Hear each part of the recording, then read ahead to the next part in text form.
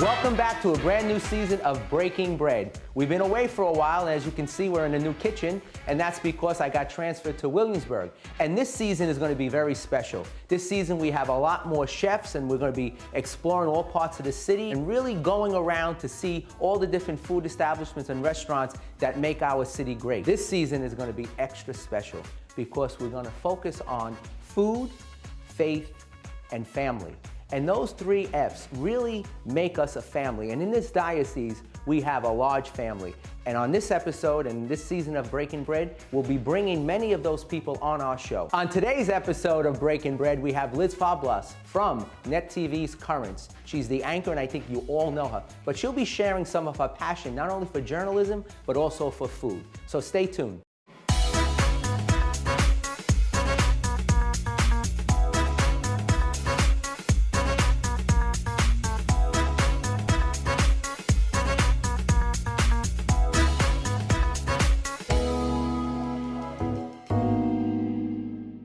Hi, welcome back to our first episode of Breaking Bread, and today is a very special show because we have a fantastic guest with us, someone that we all know from Net TV's Currents, Liz Faublas. Welcome. Thank you so much, Monsignor Jamie. I've been so excited for this. They said, Monsignor Jamie, they said food. I said, you got me, any day, anytime. I'm so happy that you're here with me today. I'm excited too. Sak pase. Which means? That means what's happening in Haitian Creole. Creole. Lots of things are I'm happening. taking you on a ride today, Monsignor. Thank you.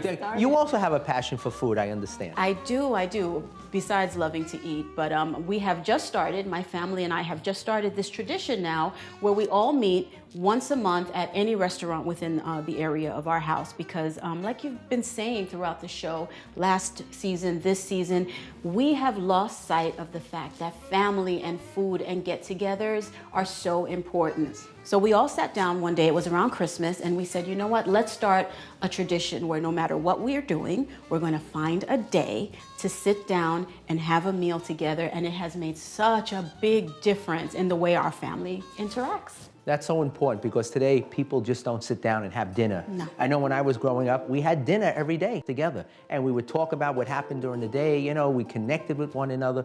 We knew what was going on in our lives. And today, because mommy's working and everyone's around and everyone's busy, it's good that you have those traditions and to keep those traditions.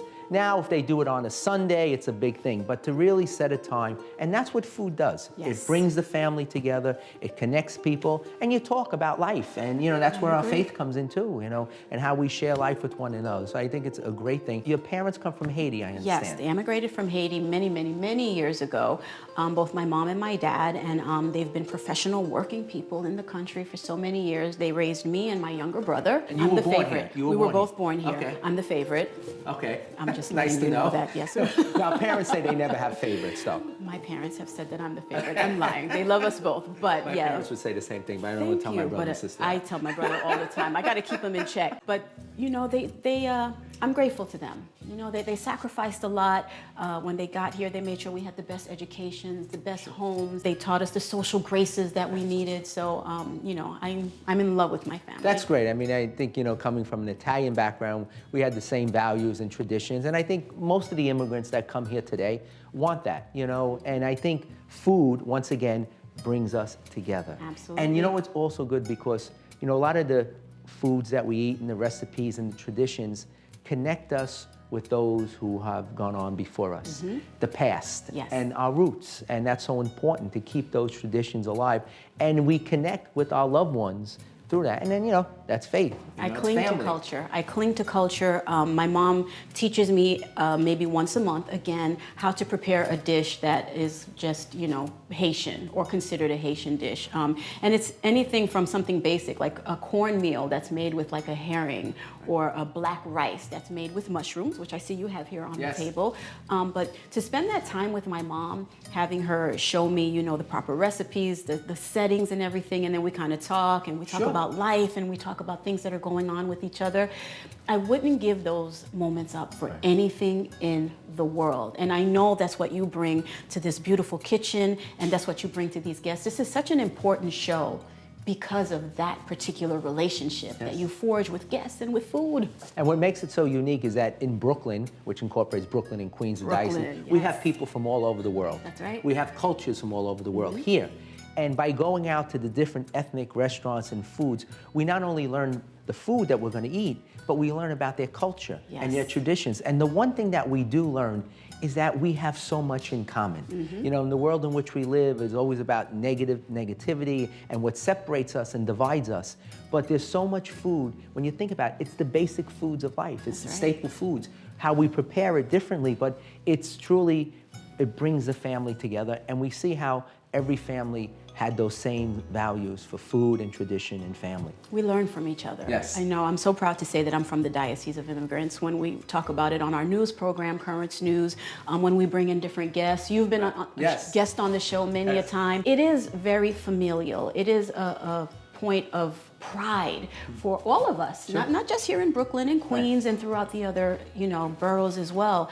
The ties that bind us are so important. And if it has to be food, I'll take the bullet and sacrifice it, because you know I love food, Monsignor. I really do. We try to eat healthy. I really do. We try to eat healthy, and you know, a lot of the things that I prepare, I try to use, you know, healthy food, fresh vegetables, and everything, you know, that's fresh, because I think what we eat really has an impact on our bodies. I've watched you work. I've watched the area within you work. It's pristine. Oh, thank you. First of all, let's say that. But you pay very close attention to the ingredients and to the food, and that just shows the care that you take in the preparation. And I think that comes through when people take a bite. And when you say care, and that's so important, because really hospitality, in a sense, is what our faith is all about. Caring, welcoming the stranger, welcoming people, caring for the other person, doing for them. And when someone comes into your home, you know, you want to prepare something for them, not just to feed them, but to show them that you appreciate them being there. You took the time to prepare something that is pleasing to you, that you want to share with someone else. So, I mean, it's all about caring for other people. And that's why, you know, family, food, and faith all come together. I love the appreciation that people show when they've sat down and they've had the meal. And, you know, I think during the meal is wonderful, when people are enjoying it and you're kind of watching everybody's face and you're like, oh, I hope they like this, I hope they like that. But it's once everything is done and everybody kind of sits back and relaxes and the conversation begins. Yes, exactly. That, I think, is the key part of the entire meal experience. It breaks the ice. Absolutely. You know, that's great. Absolutely. That's wonderful. So now I understand you like Italian food. I do like Italian food. What's some of your I think for favorite restaurants? Well, I have quite a few. There's one called Acquista on Union Turnpike in Queens. Okay. It is absolutely amazing, and it is authentic Italian food. Really? And I'm told I'm supposed to say that because apparently, because I love Olive Garden, they pulled my Italian food card. Oh, yeah. Yes. Those are for the tourists. Yeah, but I love it. I love Olive Garden every once in a while. So I call that my, you know, my break from the culture Italian food. I go there. That's like my guilty pleasure. But I love the richness of it, the sauces. I love I definitely love the seafood aspect of it. But as we've been talking, there is some care taken in the preparation of an Italian dish that really comes through, like when you're eating it. And even the way they serve you, you know, it's with the wines and the happiness, and, you know, they have conversations with you. So the culture, the food, I think I was Italian in They a past say any life. Italian event wouldn't be an event if there weren't food there. Absolutely. I mean, we have to have our and I food. wouldn't attend an Italian event. But I'm sure that's true, you know, in so many different cultures and in your sure. culture. My last parish, 2 parishes ago, I was at Mary Queen of Heaven, and we had a very large Haitian community. And I started an international day, and every year the different cultures would come in and different ethnic groups would come in and prepare their different foods. And when the Haitians came, they would bring tons of food. And first of all, you know, they would all want me to taste it. I'm like, come on, Father, if I was Father there. Father, eat this, eat this. And, you know, they take pride in it, and they wanted to share their culture, and they wanted me to taste some of their foods, because they know I love food. And I love a lot of the food that they prepared. I mean, I think there's a link. I think the Italian culture, the Haitian culture, and I can only speak to that because I know you and I know myself, we are nurturers. We love to feed, we love to see people happy, we love to see people come together and enjoy not just food, but life. Right. So that's why they're just like, eat, manja, because Manja, you know, manja. It gives you life. Well, I know that you have a great flair for cooking and Haitian food, but today I'm going to prepare for you an Italian dish. It's a chicken breast, and it's stuffed with mozzarella and spinach and ricotta cheese, and I wrap it in a little prosciutto, and we're going to saute it, and it's going to be great. Let's do it. It's going to be a great dish. Don't go away.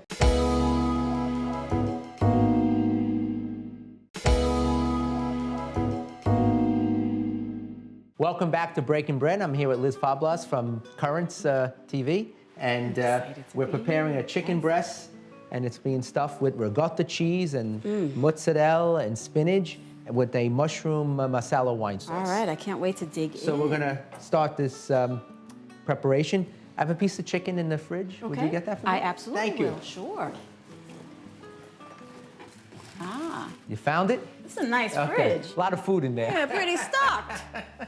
We eat Note to well. self, yeah, all right. Okay, here we have just a chicken breast here. Okay. And what I'm gonna do is I made a little slit in here, and we're gonna stuff it with some ricotta cheese and All right. spinach. I boiled the spinach, and you have to Now, really... how big is that slit? Well, I just made a slit, and then I just stretched it all around. Okay. Just to slice it, almost like slicing it in half without making a big opening. So I'm just gonna stuff this in here, and this is Parmesan cheese, mozzarella, ricotta, and some spinach. Now, when you make the spinach, you have to boil it, and you have to really drain out the water because you don't want any water getting in that Fresh chicken. spinach, of course. Fresh, of course. All You right. can use frozen if you want, but I won't do that. I would never desecrate this kitchen with a frozen spinach. I very rarely use canned or frozen things. All But right. at home, sometimes when people are in a hurry, it makes life a I little easier. understand. But It's a convenience thing, fresh definitely. is better. All right. So once we stuff that, we then have a little salt and pepper here. All right. Salt, a little pepper right here. We then put in a little flour just to make a little coating on the outside. Okay. Got that in. Now I take a little prosciutto and I just I'm so fold it happy to around see the it. ends. Okay. Because once we really appreciate salt, like salt fish. That's part of our culture. We like salty food, so I'm And right at this home. gives it a nice salty flavor, but also prosciutto is nice cured ham and has a nice flavor to it. So what I do is I just put a little prosciutto there, and then what I do is I put it back there in the All right. flour. And don't worry about it not sticking, because once we put it in the frying pan with the oil, it's gonna just Okay. come all together.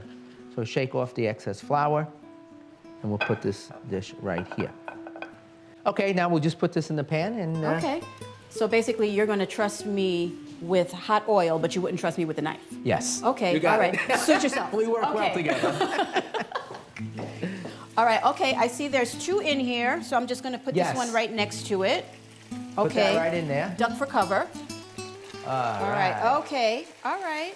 I never said I Now. was Picasso with a spatula, but I think it'll work. You did it great. I think it's good. Note to self, not the sleeves you want to wear in the kitchen. All No. right.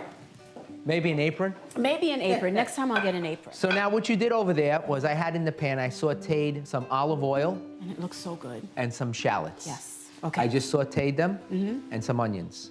And then after that, I put in a little masala wine. Okay. And I just deglazed that so that the... About 3 or 4 cups? No, only a couple. Not that. I would say for that, I have... I'm sorry, that's the way I cook. We had Oh, go 3 on. pieces of chicken, maybe half a cup. Okay, Half a all cup. right. Now, later on, we'll drink the wine when we eat it. Very nice. Okay. What you did over there, as you can see, we had 2 pieces Yes. already sauteing there, and that was sauteing in there. And what we'll do is we'll brown the chicken on both sides, and then we'll take the chicken out, and we'll throw in some mushrooms. Have Okay. some sliced mushrooms. Now, sauteing is very precise. How long do you saute? I always mess that up. Well, it all depends. For the chicken, you want to just brown it on both sides. Okay. You want to create like a wall, in a sense. You want to seal in the flavors, and you want to seal out the oil. So Okay. you don't want the oil to be absorbed. So you saute on a high flame, and that creates like a barrier. The heat goes in, but the oil's not going to be absorbed. I love this that's side why- of you, Monsignor Jamie. I love it. Okay. So after you brown the chicken, you put it back in the pan, and then you throw in the masala wine. Okay. You throw in the mushrooms, a little salt and pepper, and you let that simmer for about, I would say, 20 minutes, because you want the chicken breast to cook. Okay. You can turn it once, and then at the end, we're just going to finish it off with a little heavy cream, salt and pepper, and a little parsley on top. On a scale of 1 to 10, how difficult do you think this dish is to prepare? I would say maybe a 4. It's I like easy. that. That's pretty easy. I mean, as yeah. you can see, I mean, it doesn't take much work and much time. Most of the time in cooking, and I'm sure you know, is preparation. Yes. Shopping, preparing the food. But once everything's prepared, putting it together really doesn't take much time. So that's why many of the dishes that I prepare, people can do ahead of time. You know, if you're working, prepare a couple of dishes, you know. Because that's always my problem. We work so many hours. When Right. I get home, the last thing that I even want to think about is cooking food. Yeah.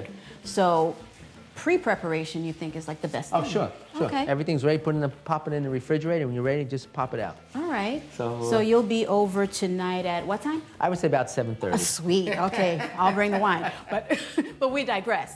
Okay. So where do we go from here? Well, that's sauteing in the pan. All right. And then, like I said, after about 15, 20 minutes, we'll check it. And then we'll throw in a little heavy cream and we'll plate it and we'll taste it. I can't wait to taste this. How did you get involved in this, Monsignor? These are the Oh, questions it's a I long don't get story. to ask you when I'm on set, when you join me for like a news story or something. But I love your passion. I love what you do here. How did you get involved with this? Well, as a young kid, I like to eat. Yeah. And That's since all I it like takes, to eat, right? my family all cooked. My mother cooked, my father cooked. So, you know, food was part of our culture, as we mentioned before. And I started, you know, preparing my own dishes. And then I started working in high school. I worked for a caterer. Nice. And that's where I got involved with cooking. And then I went to the Culinary Institute, and the rest is all history. You know what I love so much about this is that, you know, what we do is evangelize, obviously. And I always tell anybody that asks me about what I do is like, you know, our priests don't only wear a collar, they're humans. I love to humanize our priests, our seniors, everyone that I talk to. And this side of you is something that people don't get to see. So I'm excited to be here. I'm excited for this chicken. When are we going to eat the chicken? In about 2 minutes. Okay, cool. Don't go away. When we come back, we're going to sit down and enjoy that chicken. I hope you like it, Liz. I'm sure I will.